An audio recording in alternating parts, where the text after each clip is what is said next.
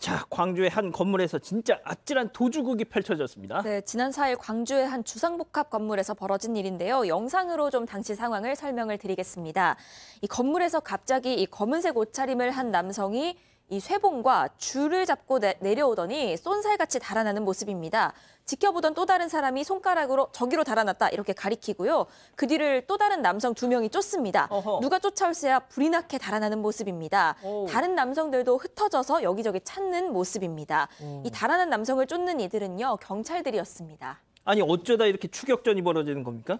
저 남성 절도범이에요. 절도범이고 지난달 3일에 이제 광주에 있는 아파트 2층 아파트 방범창을 뚫고 들어가서 180만 원 가량의 금품을 훔쳤던 겁니다. 경찰이 CCTV를 분석을 해서 거주지를 파악을 한 거죠. 집으로 찾아간 겁니다. 체포를 하려고 했더니 현관문을 걸어잠그고 버티다가 결국 10층에서 가스병을 타고 1층까지 도망을 간 거예요. 10층에서요? 네, 그게 고작 10분밖에 안 걸렸다고 하는데 대단한 재주가 있긴 한데 발은 안 빨랐던 모양인지 저렇게 뛰어가서 5분 만에 잡혔답니다. 야, 10층에서 1층까지 저스트 110 미닛. 예. 그렇죠. 공중에서는 어느 정도 이제 효과를 좀 발휘하는. 저기군요. 예. 가스 배관을 이용해서 10층에서 1층까지 중간에 필요하다면 왕관기를 타고 타잔처럼 넘어가기도 했다고 합니다. 세상에. 그렇지만 결국은 밑에 경찰들이 기다리고 있었고요. 공중에서는 큰 문제가 없죠. 언젠간 내려와야 되잖아요. 다 네. 보고 있고. 결국 내려왔는데 내려와서 결국 5분 만에 검거가 됐습니다. 또 도주 과정에서 다리도 다쳤다고 합니다. 아, 교수님 10층에서 정말 내려와서 도주하느니 그냥 잡힐 것 같아요, 저 같으면. 그러니까 저러다가 추락 사고가 그러니까요. 난 그런 사례도 있었습니다. 그래서 그나마 저런 거 사건 없이 사고 없이 검거된 것이 이제 본인을 위해서도 이제 다행인데요. 저 사람이 이제 이 절도죄로 여러 번 처벌을 받은 전력이 있고요. 지난해 만기 출소를 하고 난 뒤에 10달 만에 또다시 범행을 저질러서 본인은 뭐 생활비 마련하려고 누범 기간 동안에 범행을 저질렀다라고 하는데 이거 남의 물건 훔치는 것도 습이죠. 그래서 주로 이제 범행 당시에 불이 꺼져 있는 아파트 저층을 대상으로 해서 이제 절도를 해 나오다가 또 이제 뭐 도주 경로를 들키지 않기 위해서 버스 타고 현금 주고 내리고 또 걷다가 또 다른 교통수단 타고 이동하고 이렇게 해가지고 경찰을 골탕을 먹였는데 경찰이 이 사람의 범행 행동을 갖다 분석하는데 하루 종일 걸렸다는 거죠. 그래서 지금 이제 특가법상 절도 등의 혐의로 이제 그 구속영장 신청하고 여죄를 추궁하고 있는데 글쎄요, 본인이 저렇게 필사적으로 도주를 한 것은 아마 경찰이 추적을 하는 순간 자기 뼈와 살에 입력이 돼 있는 교도소 생활의 기억이 상기돼 가지고 필사적으로 도주를 한 것으로 보입니다. 그렇군요.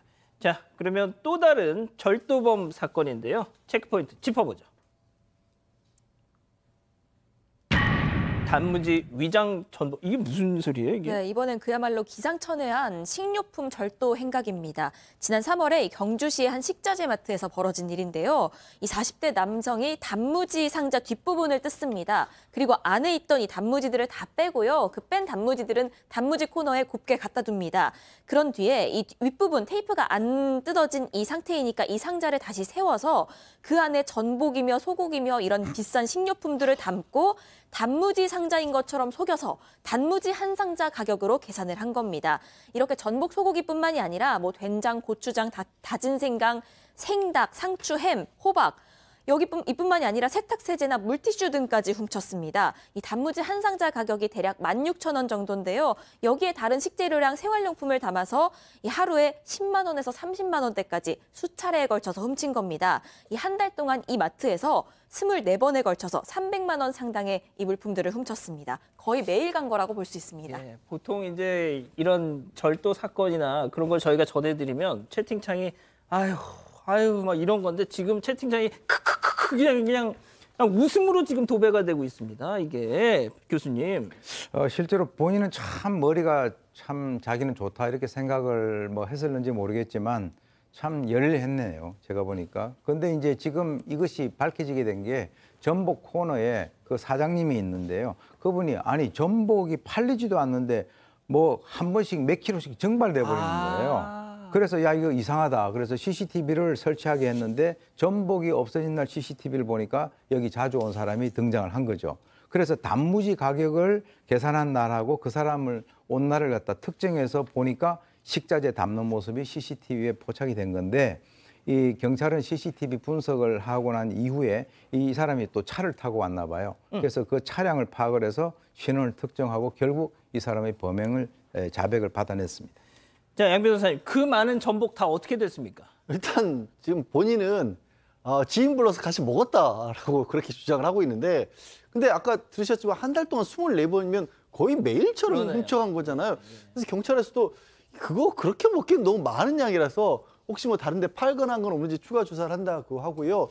도대체 왜 그랬냐니까 그냥 날마다 가다 보니 어쩌다 그렇게 됐다라는 식으로 얘기를 하고 있답니다. 예. 박 변호사님 뭐 하실 말씀이 있으신 것 같아요. 어이가 없습니다. 정말 이게 뭐 특수 절도인지 뭔지는 모르겠는데 아주 요령껏 절도를 하는데 굳이 저렇게 할까지 필요가 있을까 싶을 정도로 용의주도한데 좀 저래서 안 살았으면 좋겠습니다. 그러니까 말이죠. 자, 첫 번째 사건 이렇게 정리하고요.